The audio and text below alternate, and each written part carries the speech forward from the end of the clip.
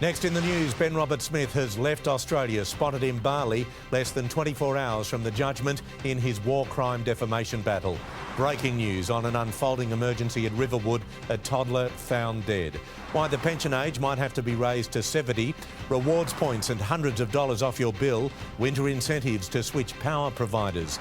And just hours to go, we speak exclusively to James Tedesco ahead of Origin 1. I'll see you in a moment.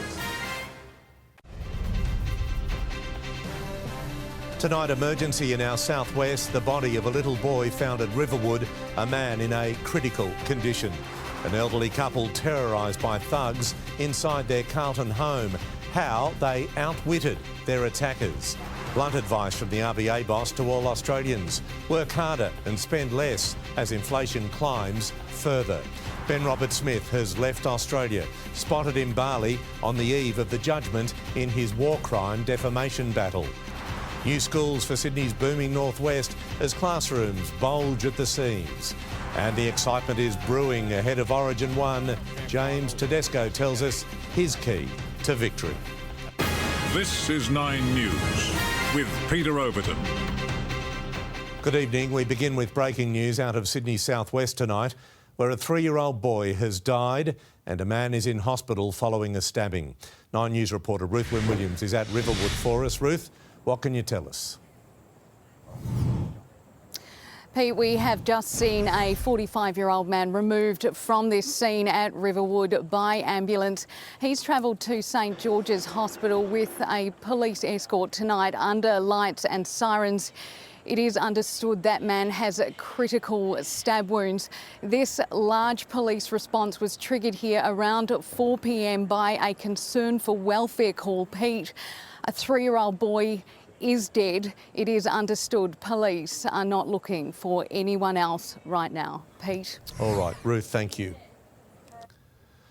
To a developing story in Surrey Hills tonight, where a gas leak has seen 50 people evacuated from shops and businesses on Fitzroy Place.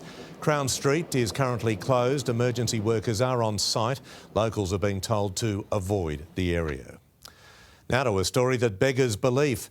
An 81-year-old man forced to play dead to save his life and that of his wife's after a trio of thugs stormed their home in Sydney's south. The Carlton couple was assaulted, the grandfather tonight in hospital with head injuries. A man of few words. Wish we were there to bolster the numbers. Thank you, Mike. It is time to check in on today's weather. Good evening, Amber. Good evening, Pete, and I am wearing my blue tonight. It is the last day of autumn today, and it has felt particularly cold this month, especially at night. The city averaged a low of 10 degrees. That is nearly 2 degrees below average, with highs of around 20 and just over half the average rainfall with 62 millimetres.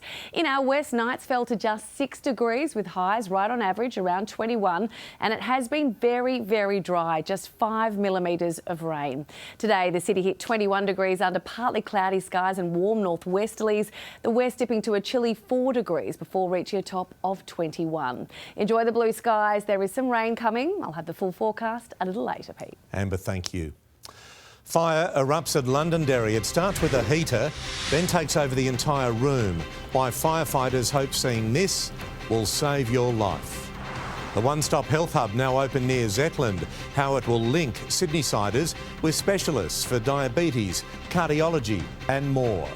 Sky Rage caught on cockpit cam will explain why this jet was cut off. Plus a 9 News consumer special, the best power bill deals and incentives to switch providers.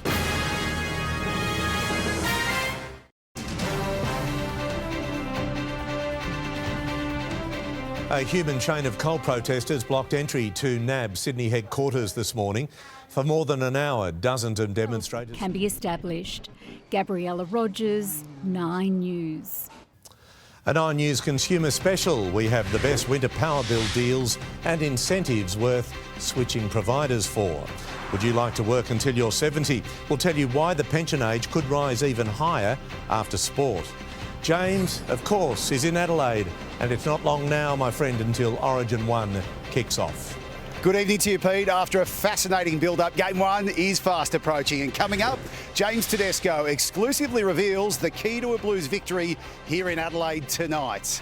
Also, how the Dragons were blindsided when Jason Riles turned down their lucrative head coaching offer. Plus, head of the Ashes, Nathan Lyon explains how he wants to carry on the spinning legacy of the great Shane Warne. And it's been a very cold month of May, but the start of winter is actually looking quite mild. I'll have your full forecast soon. Toxic fumes putting tradies at risk of cancer. There's definitely a metallic labour to it, can leave you quite short of breath. Welders, fitters and the workers around them being exposed at dangerous levels. Now the national fight for change. You think about your loved ones and what long-term effects it's going to have. 9 News, tomorrow at 6. Blues captain James Tedesco says communication when the going gets tough will be key to victory in Origin 1 tonight. In his only game day interview, Tedesco says he's confident Stephen Crichton will have no trouble covering the loss of Latrell Mitchell. Boombox blaring, it looked like a bonded Blues side. I can really take it all in there, but I'm far from that. Sam Jordan, 9 News. Nathan Lyon, of course, a former groundsman here at Adelaide Oval. Petey, be very happy with the conditions of the pitch tonight. All in readiness for the Origin opener. See you in a few minutes' time. About 14 minutes to be precise, James. Thank you. In just a moment here on 9 News, the best power bill deals and incentives to switch this winter. Why the pension age could be raised to 70. And the new in-flight Qantas pyjamas taking style sky high.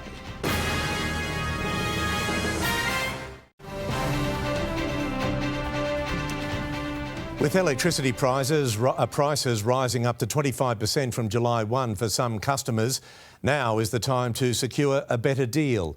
Sophie Walsh has the details. If you think making the switch is too difficult or time-consuming, provider. Thank you, Sophie.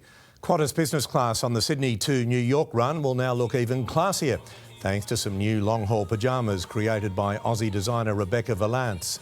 In a rich blue and featuring Australia's national animal, a love heart and Rebecca's logo, true blue and a kangaroo. Today's inflation figures sent a chill through the market, while commodity prices also took a dive. Here's our finance reporter, Chris Kohler. Before today's inflation data, the market thought there was about a 1 in 10 chance of another Reserve Bank rate hike on Tuesday. After the data, the chance of a hike became 1 in 5. So it's still unlikely, but this stubbornly high inflation, which today came in at 6.8% for the year to April, is causing a major problem. The share market dropped. The last day of the month went down as the worst day of the month. Mining companies fell on weaker commodity prices, while the Bank of Queensland fell sharply after both APRA and AUSTRAC told it has to clean up its act with special provisions and audits. And the Aussie dollar is also still falling, now buying less than 65 US cents, firmly at 6-month lows, also buying 60 euro cents and 52 British pence. Thank you, Chris. Taking a look at the price of unleaded across Sydney tonight. The average is $1.85 a litre, but you can find it cheaper at Greenacre and Bonnyrigg. Coming up, Amber with our weather. Thanks, Pete. Tonight will be partly cloudy and a little milder than the past few nights, dipping to between 11 and 13 degrees. Right now it's around 16 degrees outside in the city, 14 in our west. I'll have your forecast next.